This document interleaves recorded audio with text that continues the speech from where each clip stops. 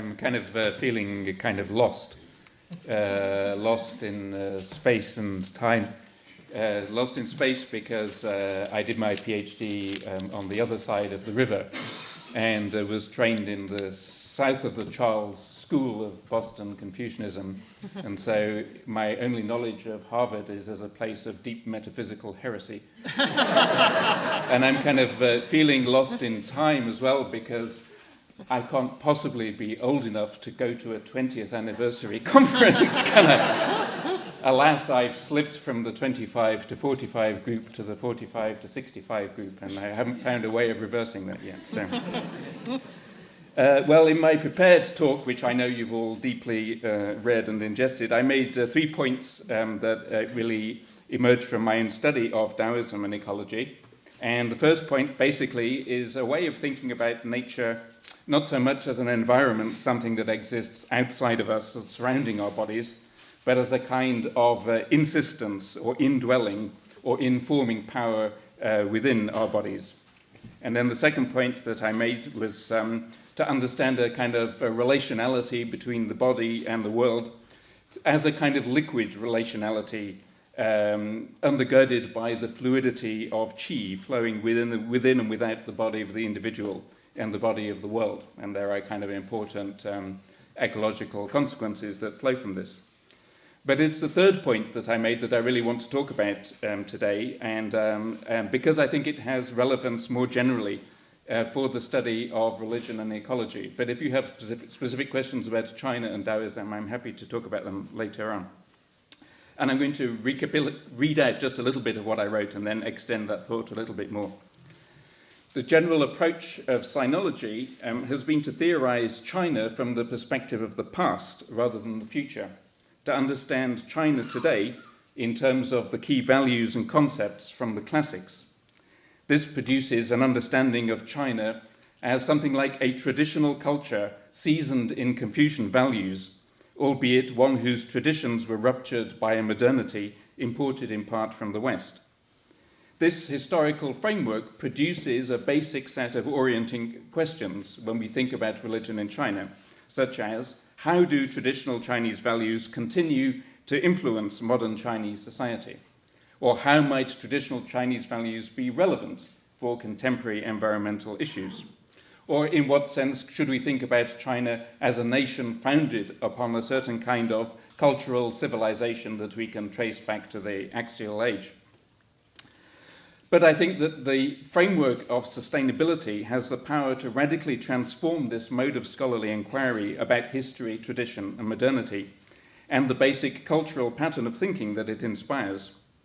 When sustainability becomes the orienting question for thinking about cultures, no longer can we think about cultures as something that derives from the past, or look to the past as its source of origin and its identity.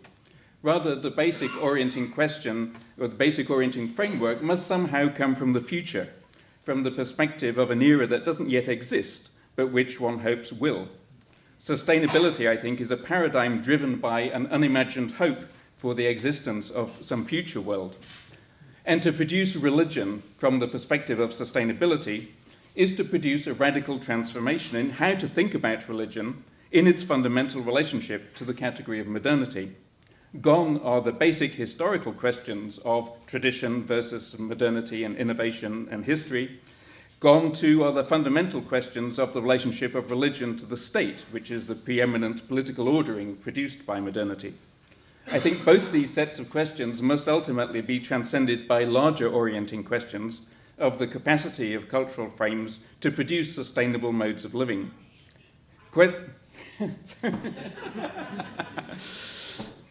Questions of ecology and economy, not history and tradition, must come to the fore in our thinking about religion and culture.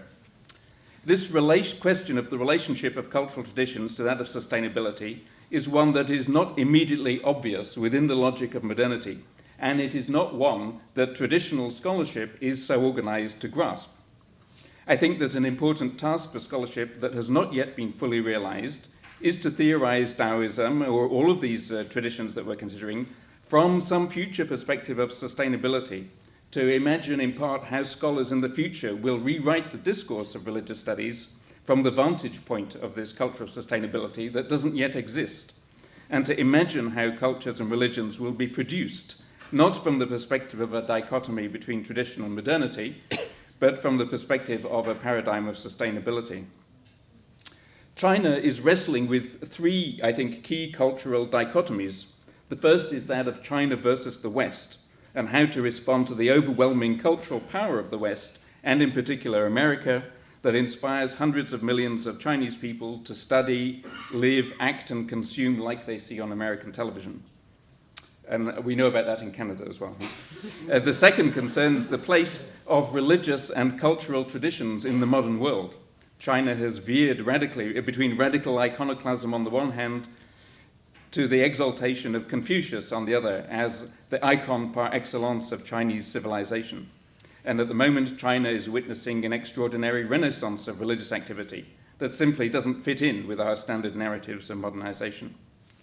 And then the third cultural dichotomy is that of the relationship between the 91% Han majority and the 9% who are the 55 ethnic minority groups, including Tibetans and Uyghurs, who live on the frontiers between the Middle Kingdom and its South and Central Asian neighbors. These relationships are critical also for the successful unrolling of President Xi Jinping's One Belt, One Road economic plan. All of these three problems are produced in part by the ideology of modernity, which necessarily frames certain cultural habits, practices, and values as advanced, and at the same time demands the naming of other cultural habits, practices, and values as backwards.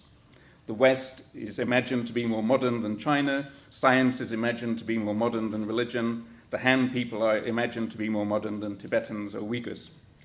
As Bruno Latour and countless others have noted, this dichotomous patterning of modernity is precisely the same patterning that produces nature as an object to be theorized scientifically, engineered technologically, and exploited economically.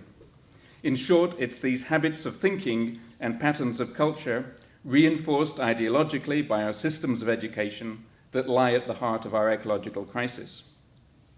In the past 20 years of religion and ecology, we've achieved a great deal.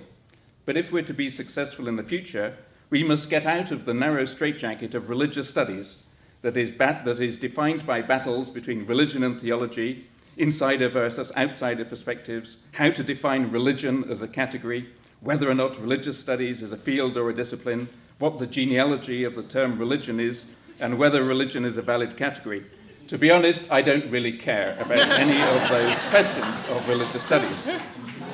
What I do care about is how to overcome the dichotomous thinking of modernity that produces religion as a spiritual tradition on the one hand, and at the same time produces nature as a material object on the other hand. I believe our future lies in enacting a new paradigm of scholarship focused on the defining question of the sustainable and equitable flourishing of our planetary community. Religion and ecology is not about religion, nor is it about ecology. It's about the birth of a new mode of thinking through the world in our bodies. It's about a new mode of thinking through the world in our bodies and thinking through our bodies in the world. This does not mean that we need one paradigm to rule us all. Several people have mentioned new materialism, which is interesting, but we've had it in China for many thousands of years. And if it's just another ism, I don't really care about that either.